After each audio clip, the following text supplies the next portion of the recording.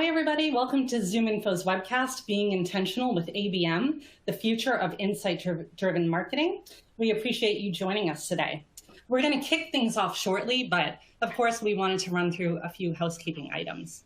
If you have technical issues, please use the Q&A chat box on the right-hand side of your screen. Also, if you do have questions, we would love to answer those, so please submit them in the chat as well. And then last but not least, we did want to just cover, I'm just going to push to our housekeeping slide. And let's see. There we go, our safe harbor statement. I'm not going to read the whole thing, but it is here for you to review. Let's see. There we go. Perfect. So this is just saying ZoomInfo is a publicly traded company. So this presentation may contain forward-looking statements. Any buying decision that you make should be made based only upon currently available products and offerings. All right, so we're going to kick things off today with our presenters. We have Justin, who is the VP of Marketing at ZoomInfo. Sorry, Justin actually is our Senior Product Manager at ZoomInfo. And then we also have Hannah Shain, who is the VP of Marketing at SmartBug. So I'm going to hand it over to you, Justin, to kick things off and just introduce yourself. Awesome. Thanks, Dory. And thanks, everybody, for joining. Super excited to have you all. And I think we got a great session today. So I'm Justin Withers. I've been with ZoomInfo now for about 6 years. Actually, before it was ZoomInfo, it was DiscoverOrg. And I've had a number of roles at the company. I ran product marketing, ran product management for a couple of years, ran M&A for a couple of years, and now I'm responsible for product strategy and product marketing. But before all that, I actually was in demand gen. And so I'm particularly passionate about this topic and how marketing has evolved over the years, and really excited to dive in with Hannah. And with that, I'll kick it over to Hannah Shain, who's joining us from SmartBug Media, and look forward to working with you, Hannah. Yeah. So awesome. Thanks for having me. I'm Hannah, VP of Marketing at SmartBug Media. And similar to Justin, my career grew up in demand generation. And before I landed at a marketing agency, I was running marketing for a number of B2B SaaS-based companies, a handful of startups where we were getting started with our inbound marketing engine. And as I grew in my career, I started to take on kind of bigger, larger kind of organizations, the larger demand gen and pipeline responsibilities. And as I started to evolve in my own kind of marketing career, I really started to grow up with what does account-based marketing look like? And I've seen quite an evolution of it, and even just more so in the last year since I've gotten to know Justin. I've learned a lot from ZoomInfo, and so I'm excited to share today what we've been building. Yeah, just before we go back to Dory, Hannah reached out a few months ago, and it's been really great getting to know her and her story.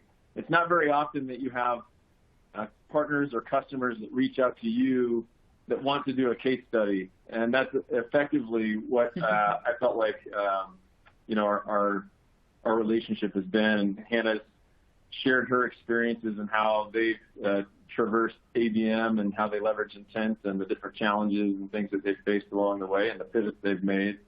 And so I'm super excited to share with you her story, and this will largely be Hannah's time today, but happy to dive in. So, Dory, you want to kick things off? Yeah, absolutely. So, working with the presenters, we have a poll question that we would love to ask everybody, and it's a chance for you to see how you compare to your peers in the audience. So we are definitely curious to get your answer here, and I'm just going to actually kick that off. Give me 1 second. Okay, I'm going to send this out to everybody.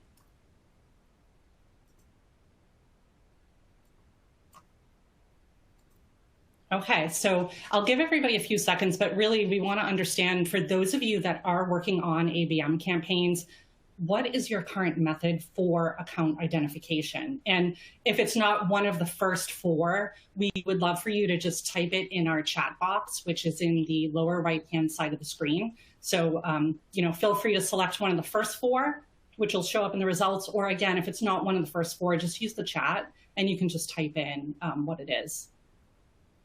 All right, so we see folks responding. It looks like we have, quite a number of folks. So we'll give them a few moments. And again, for those of you who have not responded, just go ahead and submit your responses, and we will close that out in a couple of moments here. I like the way that we built the poll question here too, because in the way I had done this for another session, it was a little bit more leading with my emojis that I had put in there of like trying to drive the what's the right answer. And of course, there's no right answer here, but I wish we could use emojis in this, but on 24 doesn't. No, it's better. Statistically speaking, it's better that we don't throw the emojis in there. That way we can get honest responses. It's tempting. Okay. All right. Folks are responding. It's starting to slow down here. So I think I'm going to go ahead and close this out. Most of you have responded, so we're going to go ahead and take a look at the responses here. So I'm going to push this to the audience. All right, guys, so we're seeing here the top one is sales tells us who to target, followed by don't know yet. We haven't started really with an ABM program.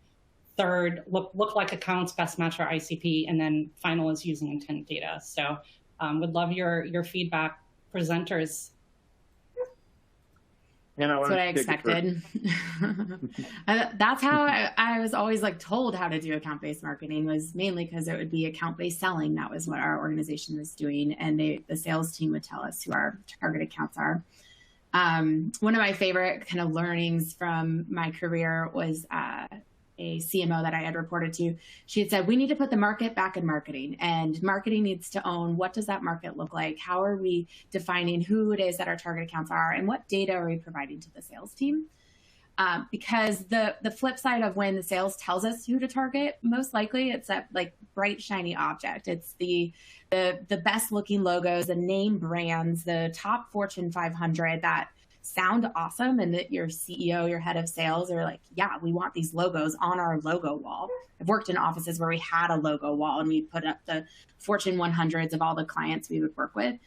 And that set this culture in our company of what companies we target. And hopefully one of your takeaways, not to give away the punchline of our session, but the takeaways from today is that there's other ways of how you can identify clients and really good clients for your business that might have a longer lifetime value and bring more value to your business because they're in market and they're showing intent for the kind of solutions or services that you offer.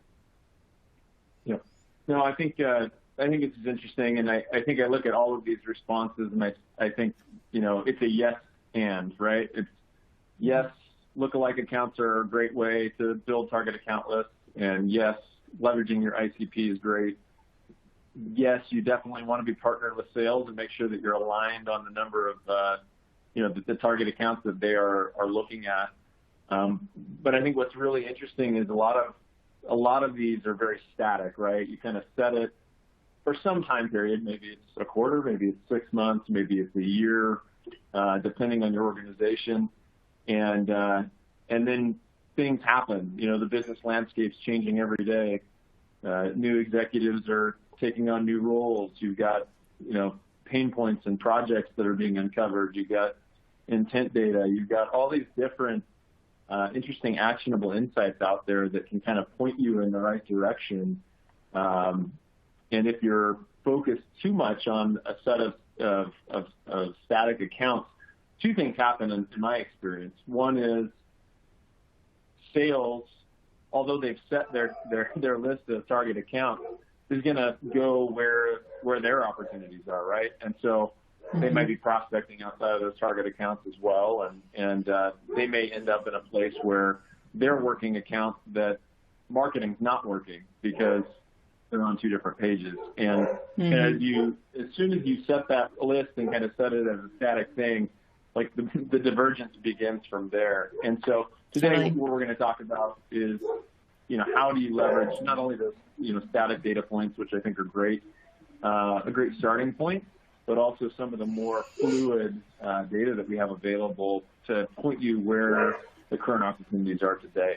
I also just wanted to shout out, I don't know if you guys can see these or not, a few folks weighed in on, different ways of doing things. Somebody mentioned new hires.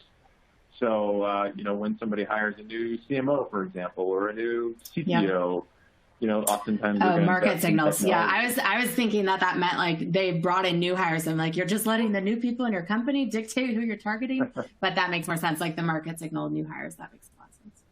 Yeah.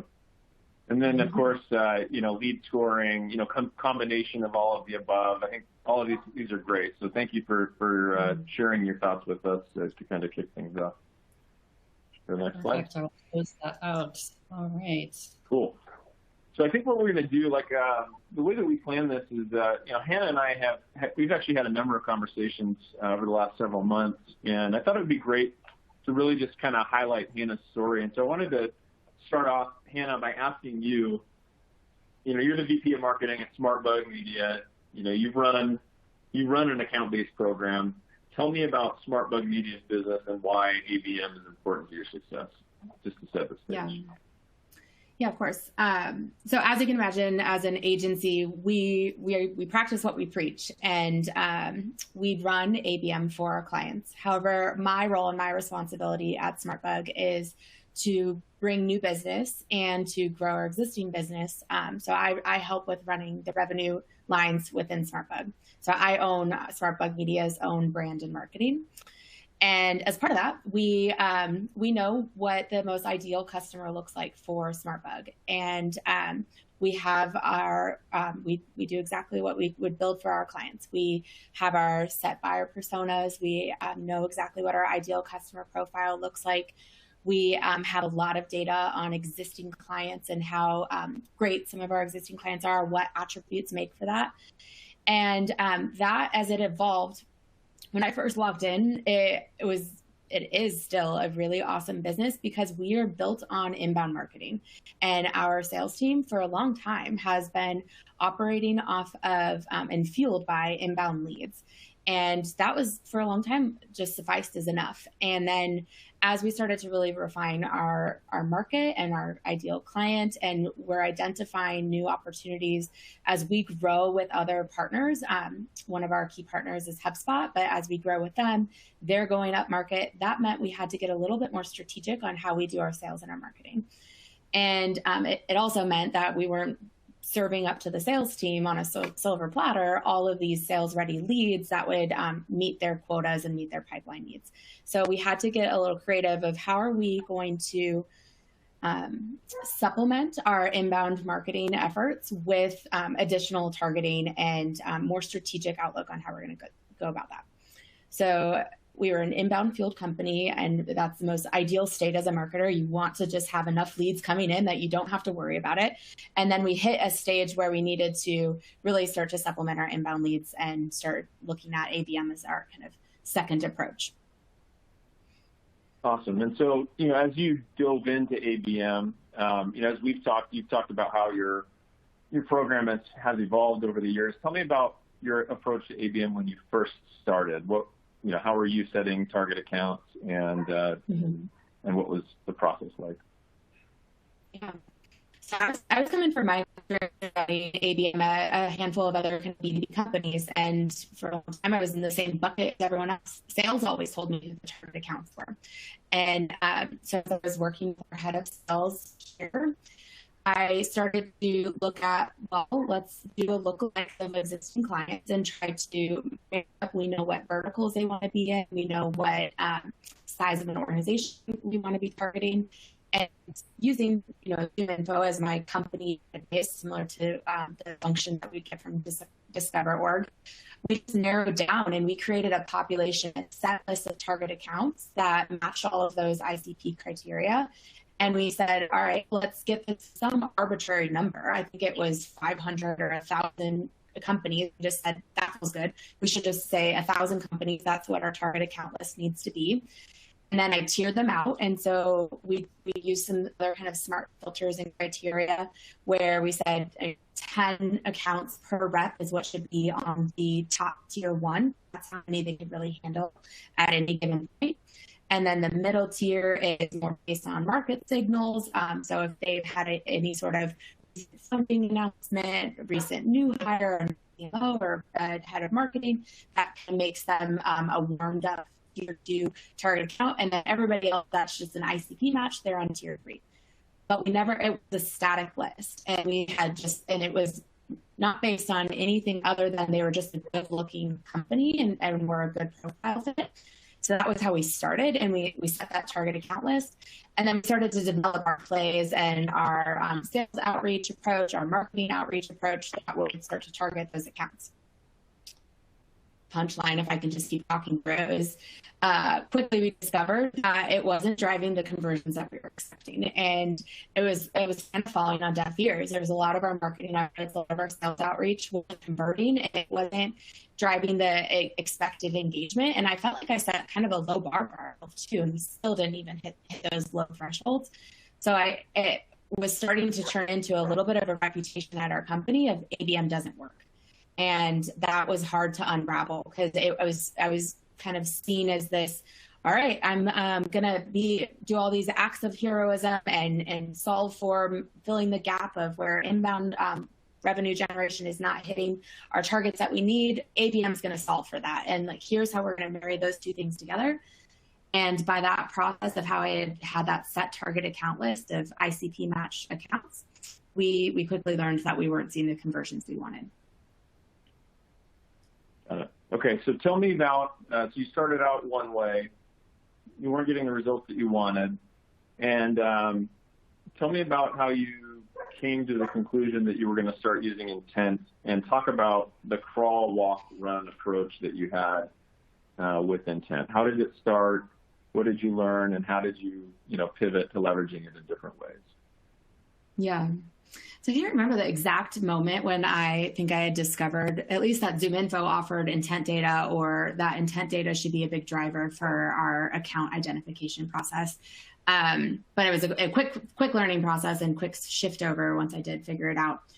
I was down the right path because we were thinking about market signals, and we were thinking about what are the indicators that are showing buying behavior. And I remember that kind of being this evolution of where I was thinking about that, because it's certainly there's something that's going to be a triggering factor for an organization or for the decision maker that you're targeting that will then put them into that research and buying mode. And that I really just started to dive deeper into that. And as I started to explore with data providers like ZoomInfo on what else can we do? Is it just market signals that we can pull off of? Is there other insights and information that can really drive our marketing intelligence and our marketing decisions? And that's when I learned about intent data. And so, as I explored with our kind of ZoomInfo account managers, they were telling me, we got to start to think about what's the topics that would be relevant that people are doing their own research on, and how can you tap into that ahead of when they reach out to your company. There's a stat that I use sometimes when I'm presenting this story of how there's 70% of most buyers, they are doing all of their research and they have found the solutions that they're looking for well ahead of them even being brand aware of your company, because they know what they're trying to solve for. So just kind of using that, and we've all heard those, those metrics thrown out by Gartner and Forrester and all the other analysts out there, that a lot of that buying research and buyer behavior is done well ahead of somebody filling out a form on your website to talk to your sales team. It was fueling those decisions. How can we get ahead of that research, and how can we make sure that we know which companies are doing the research, and just trying to identify the right topics that we think are complementary. And so it's that all the topics that we set for our intent topics, it's not our product names, our brand names. Those aren't the topics they're doing research on. The topics that they're doing research on are solutions that the challenges we would solve for. So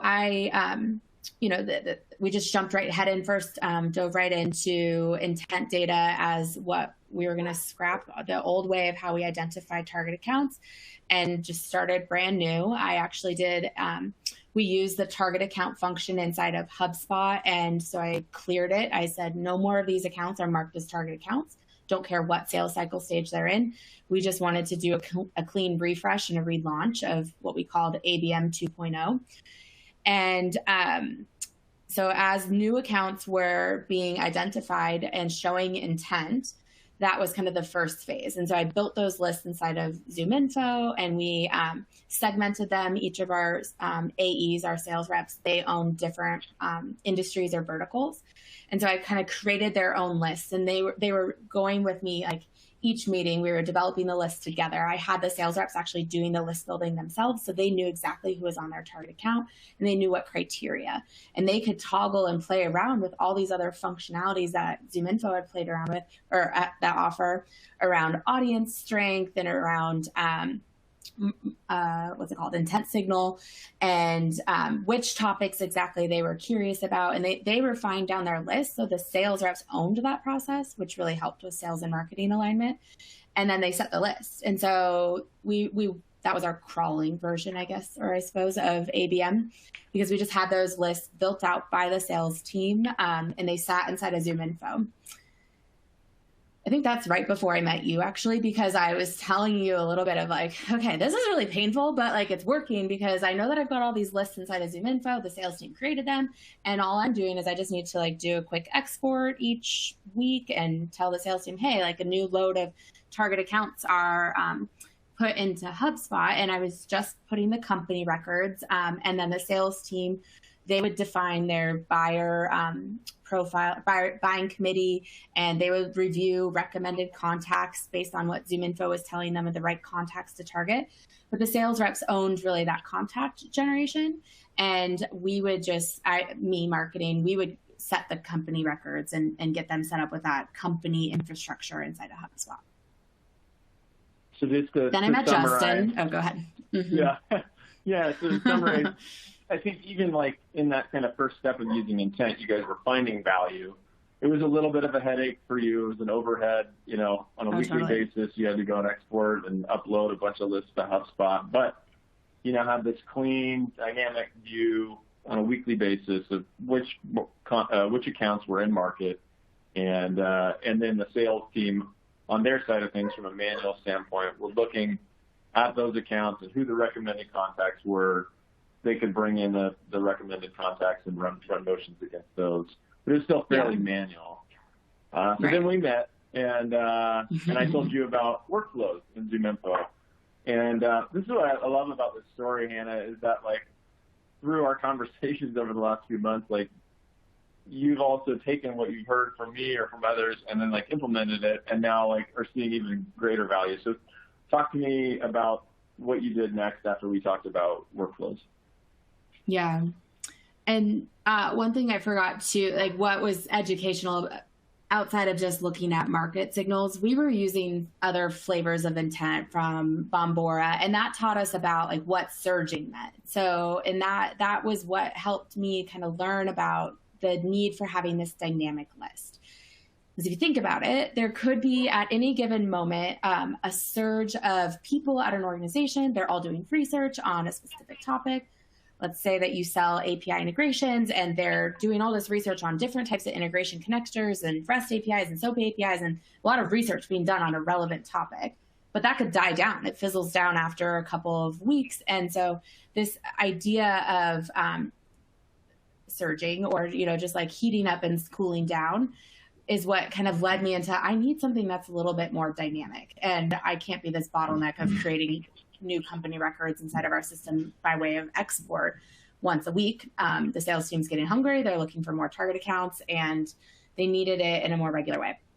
The elegant solution that workflows was built into ZoomInfo, Justin was just so casual. It was like within the last 2 minutes of the remaining conversation that we were having on something completely different.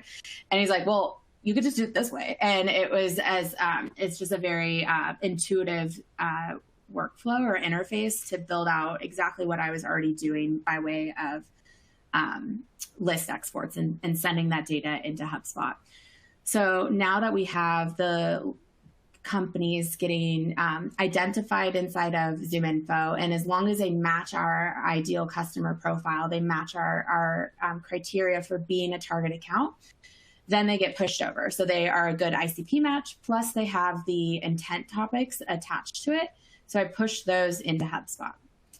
I also had to do a little bit of kind of like automation kung fu inside of HubSpot to make sure that the topics that ZoomInfo knew that they were showing intent for would be reflected as contact and company properties inside of HubSpot, so that our sales team and our marketing teams could see what intent topics were inside of HubSpot.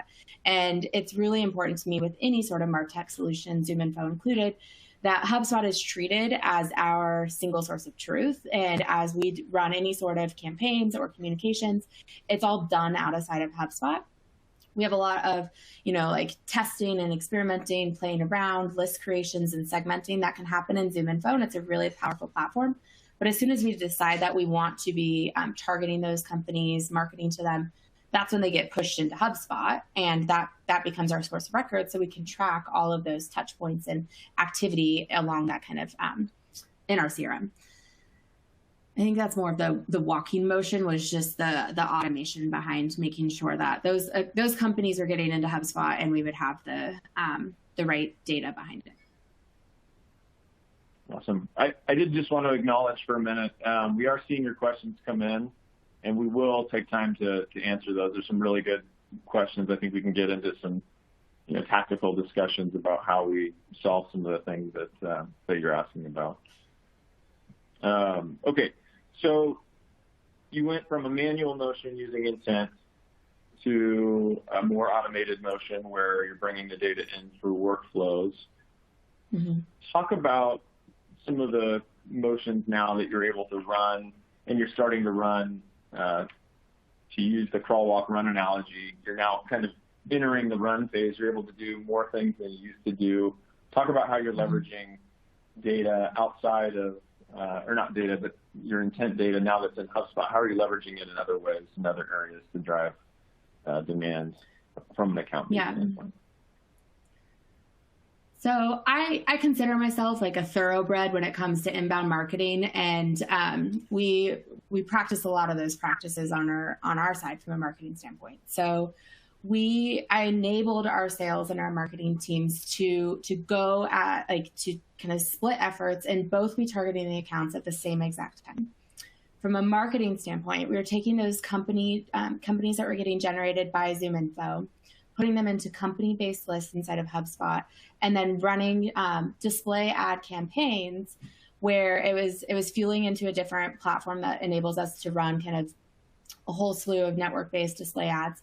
And it would target those companies based on IP address, and we would set filters on, I want not everybody at that company, but just certain job titles and certain personas.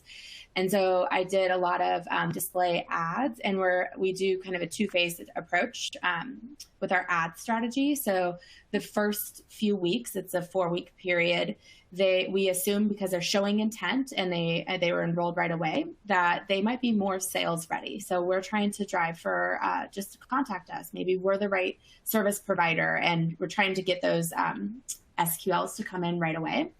I call that the fast path. So if they're showing intent, maybe they're ready to talk to sales right away. And we run those ads. Anybody that doesn't convert on those after 4 weeks, they then get enrolled into more of the slow path, where we just try to serve up relevant content based on the topics that they're searching on.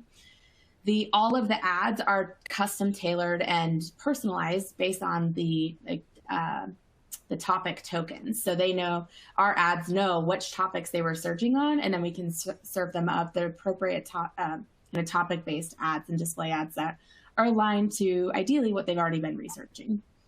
Starts to get into this, I feel like I'm in the driver's seat of, we all know how Amazon or Alexa, it feels like they're listening to you always, and they know you've been talking about new sneakers, and then all of a sudden you're seeing display ads on those sneakers. We're in the B2B realm of that, kind of, where I hope that we're starting to dabble with people that are doing research on specific topics, and then they're seeing ads that are related to that. And it feels like really smart and expected content and expected contextual targeting from us. On the flip side, the sales team at the same exact time, so run in parallel, they are receiving those target accounts, they're assigned to them, and then they have the power to create kind of non-eligible, non-marketing contacts inside of our CRM that they are doing their personal outreach to. So we use everything in HubSpot, including sequences. But you could do this with SalesLoft or Outreach as well. And they're doing their personalized outreach based on intent topic, and then they're pulling the recommended contacts and buying committee matched contacts as well, and driving for the same exact conversion point. We're both trying to drive for, let's book that first initial call and get that SQL. So I think I might just jump to one of the questions that I saw of what's your goals and how do you set your goals behind ABM metrics? Truenorth for both sales and marketing team for us is our SQL. We have a set number of how many initial calls, and an AE call is an SQL for us. That is how many initial calls we're going to be generating each month. Our ABM efforts, our inbound marketing efforts, our work that we do with partners, they're all trying to drive towards, are we going to generate enough initial calls and enough discovery calls each month for our team to then convert into pipeline. There's a lot more kind of like specific nitty gritty campaign metrics that we could get into and goals for ABM. But at the end of the day, I'm trying to drive for initial calls. And so that's what our sales team is running with and doing at the same time as we're running our ad campaigns. Yeah, and I think, like you said, there's a variety of different metrics you can look at. I think some of the more activity metrics to kind of gauge whether or not you're seeing success I like are just accounts engaged. So, you know, whether it's an account that's coming back to your website, whether it's an account that interacts with an ad, whether it's an account that takes some other action, downloads content, whatever. You can obviously see, through account engagement where you're starting to get traction. And then kind of an outgrowth of that is the number of contacts at an account that are engaged. So, what happens a lot of times in ABM or even lead generation, either way you think about it, is that you'll get somebody who comes in and downloads a piece of content or somebody who fills out a form, and all of your success hinges on whether or not you're able to stay engaged with that one person. And I think what really good account-based programs do is they find ways to get multi-threaded with accounts. And so you mentioned buying committee a couple times. And really, it's a feature in ZoomInfo that is in the spirit of, in most deals, we know that people are working with multiple stakeholders. And you can go into ZoomInfo and set up who the typical stakeholders are in an account. And then, as an example, Hannah, your team right now today is looking at recommended contacts. They're bringing contacts over manually, but you could also run a motion where anytime an intent signal is manifested at an account, you could actually grab, 6 people that are in your buying committee, automatically add those to your CRM, to an outreach sequence, or even with, if you're using ZoomInfo's Marketing OS, which launched earlier this year, which is our ABM display advertising solution, you can actually run a workflow to add them directly into an advertising display audience and run an automated campaign dynamically. So as accounts come in, or as accounts are exhibiting intent, that audience is dynamically updating and dynamically running ad-based campaigns to the companies that are spiking in intent. And you can target not only at the company level, but also at the individual level based on their title, based on their job functions, seniority level, or actually specific people at those accounts. So great way to kind of combine those motions. Totally. All right. And one thing that I will just say is HubSpot's made some evolutions in how and I'm a little bit of a late adopter on this, but they made a big shift to how they structure their CRM, and you have marketing contacts and non-marketing contacts. And the marketing contacts are the ones that are eligible to be targeted from an advertising standpoint, are eligible to be receiving email marketing from you, and are effectively who you're getting billed for inside of your HubSpot or your CRM. And then on the flip side of that, there's non-marketing contacts, and you can have as many non-marketing contacts as you want inside of the system. And that, in theory, all these contacts that we have yet to convert, they don't know who we are as a company. They haven't filled out any of our forms. Those are non-marketing contacts, but they're eligible to be contacted by sales. So it's kind of this evolution. I could definitely see us starting to change and shift where we allow for that, because our CRM is catching up and is saying, okay, that's an okay, it's an approved way of how we're going to go about trying to engage these contacts in a very kind of human, one-to-one personalized approach. Awesome. So there's a question here from Ariana Joyner, and I feel like it may be a good time to talk about this, and I can kind of allude to different, different connections to this question as we continue. But her question is, how do you do everything? How do you do everything that you're talking about scalably? From a marketing manager at a company with thousands of sales reps under my industry, just wondering where to start when we do little to no ABM today. So in the case of, in Hannah's case, where, how many reps do you have at your account? 6. 6 reps. So it's a smaller group. She can build out, a search or a workflow specific to each of those reps in ZoomInfo. When you've got 1,000 accounts or 1,000 reps, and those reps are changing over, leaving, you're hiring new reps, that's not really a scalable approach. So the way that you can do this in a scalable way, is a couple ways. But one of the things that we have at ZoomInfo is called Operations OS. And it's, for those of you who are familiar with it, before the acquisition, it was called Ringlead. And one of the things that Ringlead facilitates is the ability to bring together multiple different data assets and then to run a variety of data orchestration mechanisms on that data, as well as routing and additional data creation. So, for example, when you have 1,000 reps, it has to be all completely automated. Like, you can't be in the business of this goes here and this goes here. And so what you can do is you can bring in ZoomInfo data and append ZoomInfo intent data and append it to your records, whether you're in HubSpot or Salesforce or you have an integration with Snowflake, you can do it through that. There's a variety of different solutions that we integrate with there. But you can, the different data orchestration mechanisms that Ringlead has are, the ability to unify data and enrich data, multi-vendor enrichment, so you can get cascading rule sets of hey, I want to enrich from ZoomInfo's industry data here or intent data here, and if there's no match on this company, then I want to go to this data source and I want to leverage that rule set too. So there's if-then logic around what sources you enrich with. And then ultimately, down the line, you can create segments, so you can leverage any combination of fields. So let's say a company's spiking on an intent topic of cybersecurity, you can grab that and grab the location field for state and grab the size of the organization being enterprise or let's say 1,000 employees or 1,500 employees.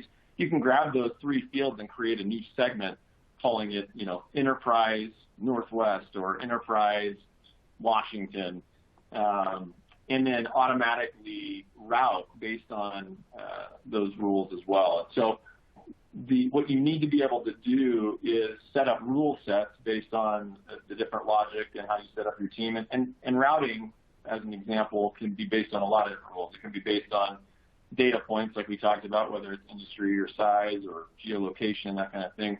Or you could do it based on round robin. You can probably have a segment of your team where you're just feeding different people at different times based on different actions. But Ringlead is really that orchestration mechanism that allows you to facilitate those different operations and then assign records to the appropriate reps based on what is really a lot of flexibility in terms of the logic.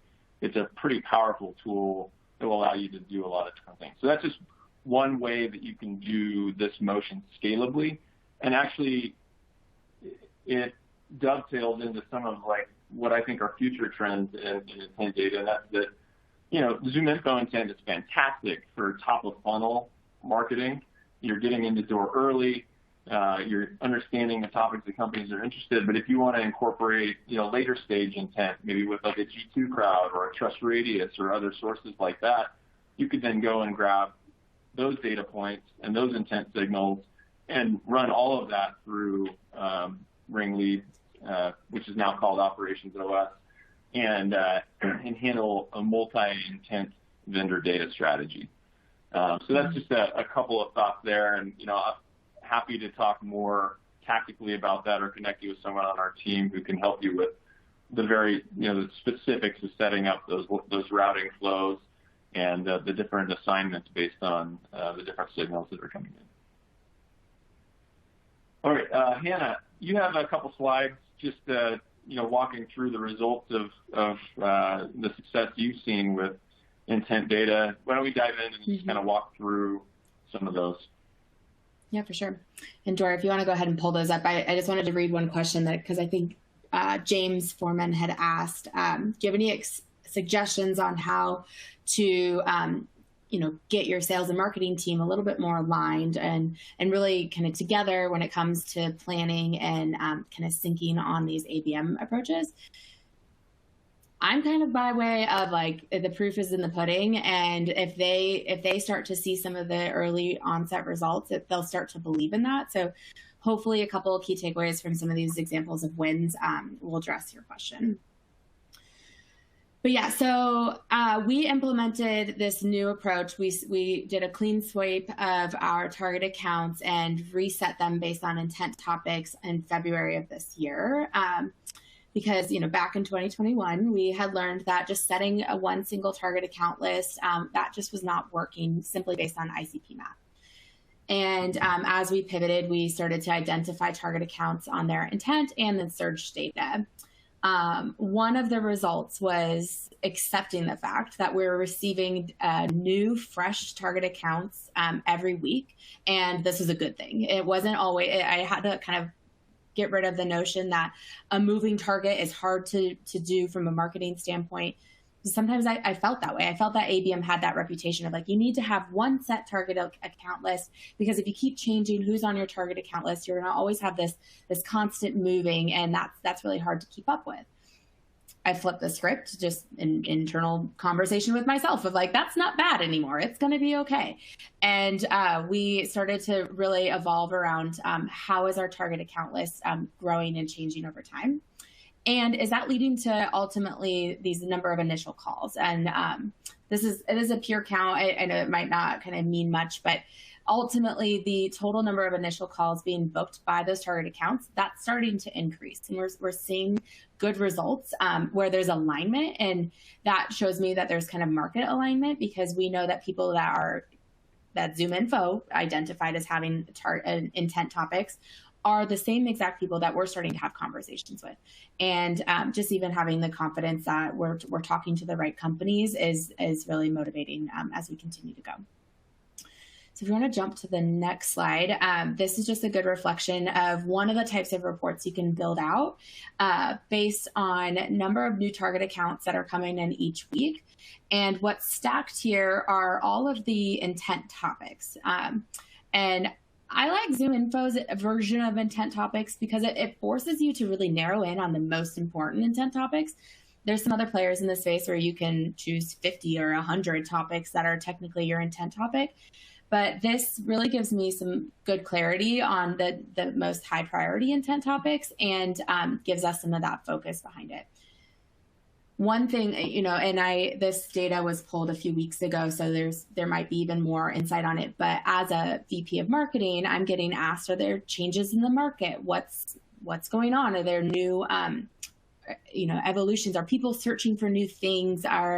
Is there a reason that we can explain for X, Y, and Z? And if you notice at the kind of the far right of this chart, the pink bar is starting to get a little bit bigger. And I'm willing to bet that if I jumped in, we would see that as a continuing trend. And that one is showing that there's people showing more intent for the specific term around marketing agency. which is a more of a decision criteria topic than if they're just looking for general topics around content marketing, or in our case, we do one around email marketing. And that could be a leading indicator of what's happening in the market. And maybe there's people that are starting to say, we're ready to invest in an agency to solve for these problems that we were trying to do in-house. And that's just kind of one kind of enabling tool that I have as a head of marketing on what I can do with some of this data as it comes in. And I love what this also represents. It represents the dynamism of your target account list, right? It's like every week you've got new target accounts based on what's happening in the market today. And I think there's a stat, and I can't remember, I apologize for not having the citation, but there's a stat I heard recently that at any given point, something like 2 to 5% of your target accounts are going to be in market. And but this is a way that you can focus specifically on those accounts that are in market, or are exhibiting signals that might indicate that they're in market. It's not 100%, but it's a great leading indicator. And you know, again, in the past you've said this has actually created a lot of confidence between sales and marketing, and alignment between sales and marketing, because they've seen that this is working and that's generating success, and actually is a leading indicator, has been for you guys. Right. So we've got oh, go ahead, jump in. 10 minutes. Well, I was just going to say, the other complementary reports on this dashboard, this shows the number of companies created. Then we can show engagement. So we can see which ones are clicking on our ads. Same exact report has been built out. Sorry, it's not on this one, but it's just visually, we have a whole dashboard dedicated to our target accounts that show how many of them are engaged, how many of them are actively in a sales conversation. So we can see new accounts being created, then what percentage of those are converting into engaged accounts on our ads and visiting our website, and then how many of those are turning into sales conversations. So by being able to report on this, then I could start to really drill down and get to what mattered most for the business. I'll just run through one quick example here of where I earned a good reputation for ABM with the sales team on the next slide, and then we can jump over to other questions. So this was a pretty fun example of right before we kicked off our ABM with our sales team and told them, like, you're allowed to start reaching out to these contacts. And right before we turned on our display ads, we had set these companies up as new companies inside of HubSpot. And then, per usual, we get live chat leads coming in all the time. And this live chat had come in and had shown some feverish intent. It was a message of, like, we need to talk now. And it was a little bit alarming, but it was fine. I handled the conversation pretty well. And I could see right on the right-hand side, okay, this account has actually already been flagged as intent, or their intent topic was aligned to exactly what they were asking me for in live chat.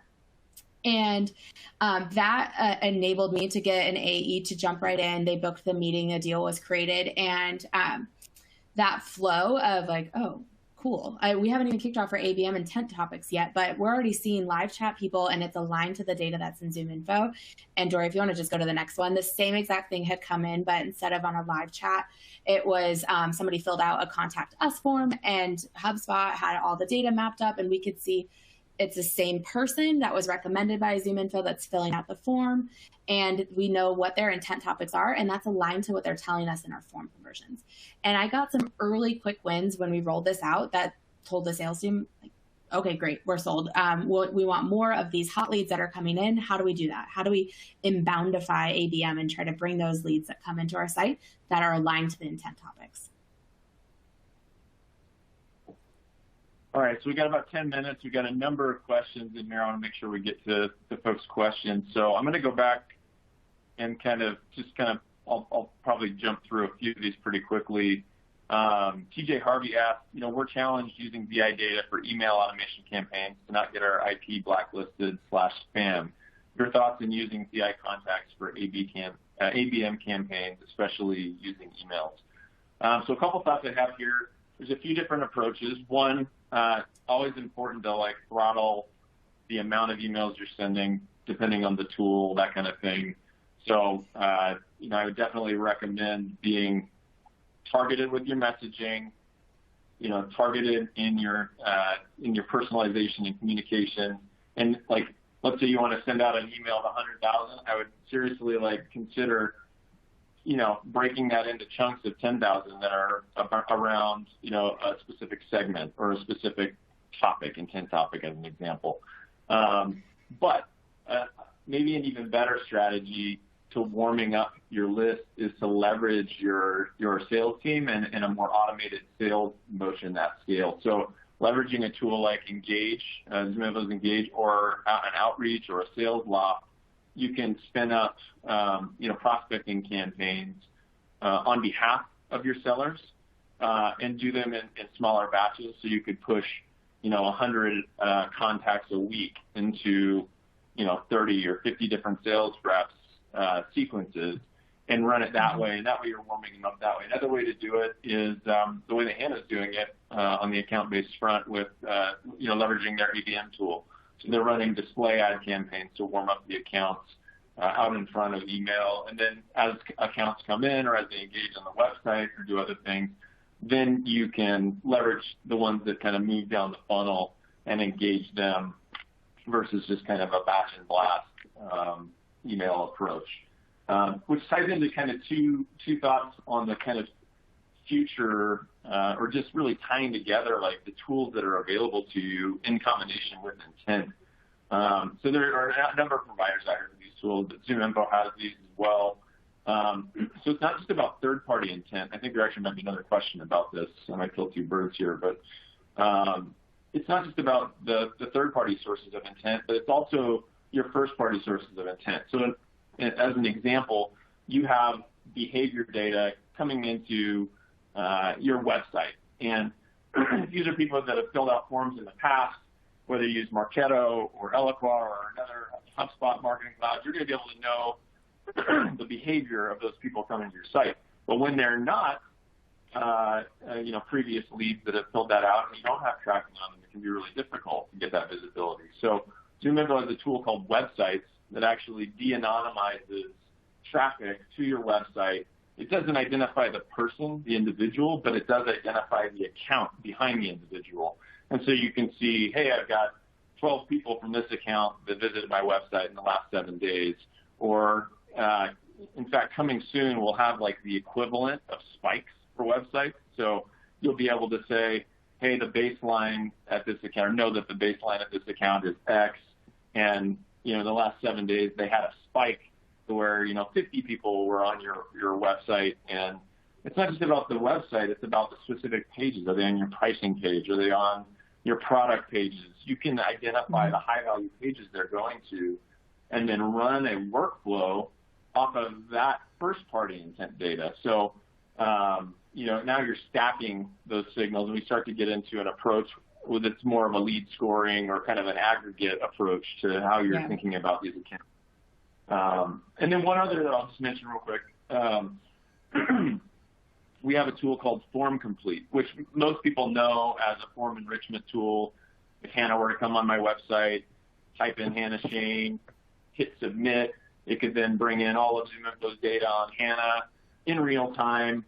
And actually, if we didn't have Hannah Shain in the ZoomInfo database, it could then dynamically ask for 4 more data points or whatever number of data points that we want on Hannah for her to fill out on the form, which is really cool. Mm-hmm. But the coolest part I think about Form Complete is what we call abandoned form tracking. So, Hannah and I were on a meeting the other day. She had a kid run through, kind of distracting in the meeting for her.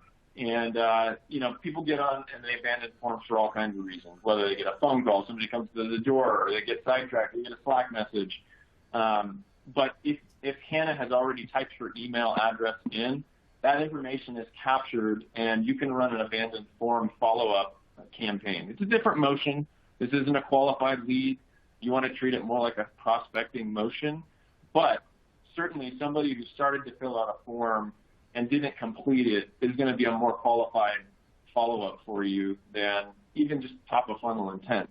And so when you start to leverage these signals in conjunction with one another, you can do a lot of creative things. So I think that touched on both the question on how you warm up accounts and emails, and then also there was a question from let's see, where is it? One other idea I'm going to toss in, Justin, that you could layer on just for sales prospecting, if you wanted to build off of the form complete abandoned form. We're already doing this, and we've got a dashboard that just looks at who matches our target accounts. So they have intent data on them, and they visited our contact us page, and so they're a known visitor, and we're using our own first party data, right? So we know who they are. They visited our contact us page, but they didn't complete it. So that is just another view. And as Justin was telling me the other day about what Form Complete can do with the abandoned forms, I was thinking, oh, I could add that into that same prospecting dashboard. Because we give like, here's this week's target account people, contacts, that have visited Contact Us page. So they're thinking about contacting us, but they haven't. And then we could say, all right, and here's some other people that started to fill out the form, but didn't. And so I think that would just be a really good, it's almost like a leads view or a leads list that you can give to your team. Awesome. I got a question here from Lena Lim. Intent data on Bombora does not indicate who in targeted company is looking for it. So how effective is it for conversions? I think, Bombora is a great source of intent data. That is probably the biggest weakness of Bombora, is that their data is in isolation, right? It can tell you what company is interested. If you want to link it to the potential buying committee at that account, it's really a difficult workflow. You've got to leverage another tool like a ZoomInfo or another contact data provider. You've got to link those things together. You've got to have some other middleware that allows to automate that motion. And it is just kind of clunky. And so that's one of the things that I love about the way that we've built intent data at ZoomInfo, is that it helps you identify the account. It tells you who recommended contacts are, but it also allows you to leverage the buying committee capabilities to, in an automated fashion, grab all the relevant contacts at that account, automatically push them into a campaign, whether that's a prospecting campaign, a display campaign, a marketing campaign, directly into a campaign in your Salesforce instance. There's just a lot of flexibility and scale in that kind of a motion. Mm-hmm. Hannah, you want to take the next one? Kind of how, I was going to say, it's how we figured out that we wanted to move beyond just relying on Bombora and needed to have a little bit more robust solution. But yeah, I do want to answer this last question while we have a couple minutes left. So TJ asked, how do you prospect for ABM solely using marketing channels? And outside of the path that I was describing of taking those target accounts and rolling them into a display ad campaign, which we're using Rollworks for. And so we take the target accounts, put them into Rollworks. They're being served up ads that are related to the exact topics they're showing intent for and searching on. The other strategy that we're exploring right now is taking our target accounts and figuring out which conferences they're at. There's a big wave of let's go back to conferences and trade shows. So let's dive into that a little bit more. Thank goodness I missed conferences and trade shows. And we're identifying which trade shows our target accounts are at. Which ones are they going to be exhibiting at? Which ones are they speaking at? And we're picking out those shows to send our sales team to. And they're doing a lot of pre-show outreach, and it's feeling a little bit warmer of a conversation other than, hey, I've got a lot of creepy data that tells me that you're doing this research on XYZ topic. Now they can just say, do you happen to be going to MSP Summit, or are you going to be at SaaStr? And they can have a little bit more of an open conversation on, if you're going to be there, I'd love to buy you coffee, let's grab a drink, whatever the right language might work for your sales team to try to book some of those conversations going into the show. But that could be another way that, yes, it is still the sales team having to do their outreach, but marketing can help tell these are the right conferences to be at, because we can see there's 20, 30, 50 of your target accounts that are going to be at that show. Awesome. Well, I know we're at the hour. We didn't get to all the questions, and so what I'll commit to those of you who asked other questions is that we'll pull these together. There's actually about, I think, maybe 10 questions we didn't get to. We can pull together a document, and Hannah and I can put our responses to those questions together, and then we can have Dory send a follow-up out post-webinar. Absolutely. Feels like a good follow-up blog. Thank you, Justin. Thank you, Hannah. Just a reminder, too, we will send out a recording to the webinar. So it's going to go out probably within 24 to 48 hours. So keep your eye open for that. Feel free to share it with any of your colleagues. And then last but not least, you'll see in the console, we have a couple of resources for all of you. One, the Marketing OS demo, so feel free to go in there. We'd love to chat with you about that further. And then two, we've also shared an ebook of our marketing plays, 100 plays. So feel free to download that as well. And we're so excited that you joined us today. On behalf of ZoomInfo and our presenters, thanks for joining, and have a great rest of the day. We'll see you. Thanks, guys. Bye-bye. Bye.